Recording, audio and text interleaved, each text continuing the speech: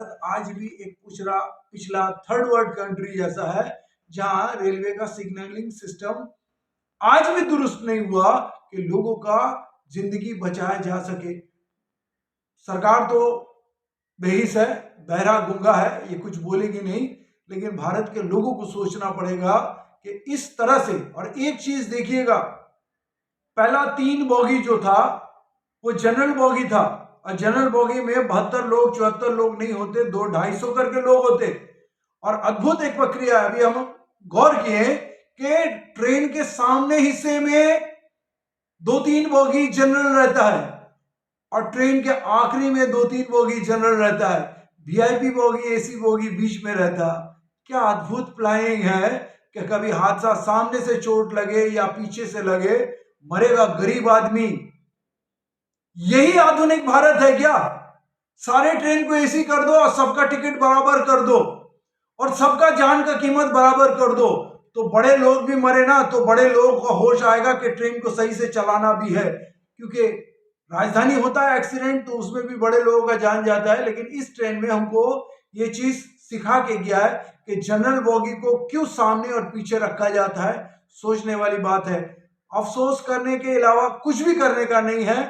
आधुनिक भारत कब निर्माण होगा, कब भारत के लोगों का जिंदगी का कीमत, कोरोना में भी वैसे ही मरा, कोविड में भी वैसे ही मरा, लाखों लोग मर गए दवा के बगैर, ऑक्सीजन जहां का। भारत सरकार वंदे भारत और बुलेट ट्रेन चलाने की सपना देख रही है, वहां यदि सिग्नल फेल्योर सिस्टम यदि देखा जाए, मैकेनिज्म फेल्योर हो, तो क्या कहिएगा?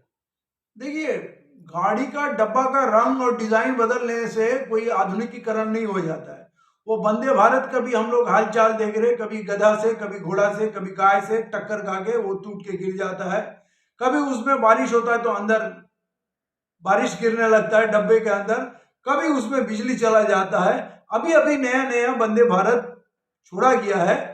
ये एक बकवास ट्रेन है और इसका गति भी कुछ खास नहीं है। बोलते हैं 160 किलोमीटर, 180 किलोमीटर, लेकिन चलते हैं एवरेज स्पीड, ये तो चलते हैं एवरेज स्पीड फेयर तो 100 प्रीमियम के जैसा लिया अंदर। जा रहा है। जो फेयर है तो प्रीमियम जैसा लिया जा रहा है। ये तो घुमा के जेब काटने वाली बात है। ये बुलेट ट्रेन का छोटा भाई है। बुलेट का कहानी सुनाया और वंदे भारत हम लोगों को दिखाया। ये धोखे वाली सरकार है, बेईमानी का सरकार है, 3 गुना किराया वसूल कर रही है। लेकिन इस ट्रेन में खास कुछ नहीं है, बल्कि पुराना ट्रेन इससे बेहतर था। ये एक बकवास ट्रेन है, हम इसमें कोई भी इसका अच्छाई नहीं देख रहे। इम्तियाज दा, पहले देखिएगा, पहले भारत सरकार एक अपना बजट पेश करती थी, हम्म। रेल बजट करके होती थी।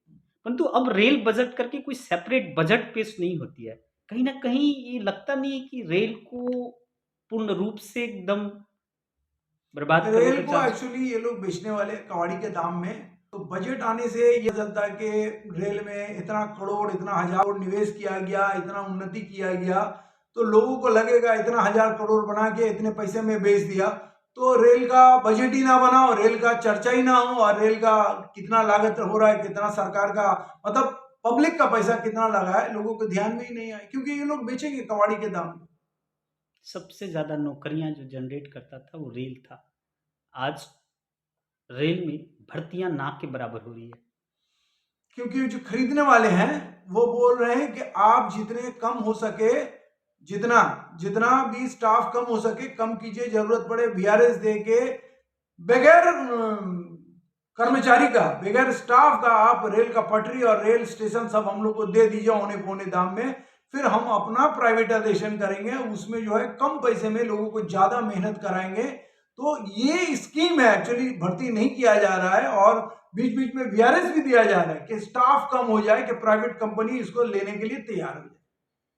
जिस तरह प्रधानमंत्री वंदे भारत या कोई भी ट्रेन की हरी झंडी दिखा के रवाना करता है, तो इस घटना का दायित्व किनको लेना चाहिए? सारे घटना तो प्रधानमंत्री का है, सारा ख्याल प्रधानमंत्री, क्योंकि बाकी जो मंत्री है कोई मंत्री ही नहीं है, किसी का कोई हैसियत नहीं है, वो जिनको जहां उठा के पाए वहां पटक दे। अभी जो सीतारमैया गई फिनांस मिनिस्टर, उससे पहले वो उसको डिफेंस मिनिस्टर दिया, आज का वो कोई कोई लायक नहीं है। तो यहाँ कोई क्वालिटी देखा नहीं जाता है, सिर्फ मोदी जी का गुलराही होना चाहिए, उसका आगे पीछे घूमने वाला आदमी होना चाहिए, उसको मानने वाला होना चाहिए, उसको पद मिल जाएगा। तो कोई क्वालिटी तो रहा नहीं। एक समय था, छोटी-सी रेल घटना में लाल बहादुर शास्त्री जी अपना रिज़िग्नेशन दे दिए थे। परंतु आज जो हालत दिख रहे हैं, ना ही रेल मंत्रालय, ना ही भारत सरकार अपनी जो है उत्तरदायित्व समझ रही है। क्या बोलिएगा?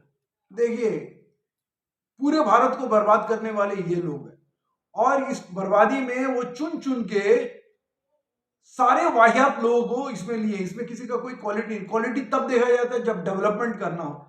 पूरा देश का सारा सब कुछ बेच दिया, तो कौन सा मंत्री आपको चाहिए? सड़क चला गया, बिक गया, तो सड़क मंत्री रख के फायदा किया। रेल चला गया, रेल मंत्री। प्राइवेटाइजेशन तेल का हो गया, उसका भी तेल मंत्री है, सिर्फ खर्चा, खाना पूर्ति और खर्चा करने के लिए। आप बताइए ना, किसान को जो मंत्री का बेटा चक्का के नीचे रौंद दिया, आज तक वो मंत्री बना रहा।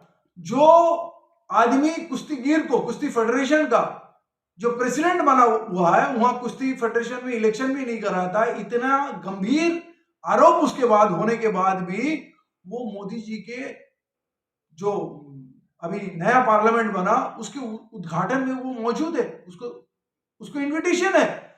तो रेल मंत्री रेल मंत्री को कैसे आप हटाइएगा? जो सबसे बड़ा जिम्मेदार है, सबसे बड़ा गुनहगार है, वो प्रधानमंत्री नरेंद्र मोदी है, उसको कौन हटाएगा? इतने लोग, लाखों लोग मर गए कोविड में, कोई अपना जिम्मेदारी लिया? नोटबंदी में इतना बर्बादी हुआ, जीएसटी में पूरा देश मुल्क तबाह हो गया, रुपया का पैसा इतना नीचे गिर गया, आज तक कोई रिजाइन किया, कोई जिम्मेदारी लिया? नहीं लिया और नहीं लेगा। ये लोग हटेंगे नहीं, इन लोगों को धक्का मार के निकालना पड़ेगा। धन्यवाद। धन्यवाद।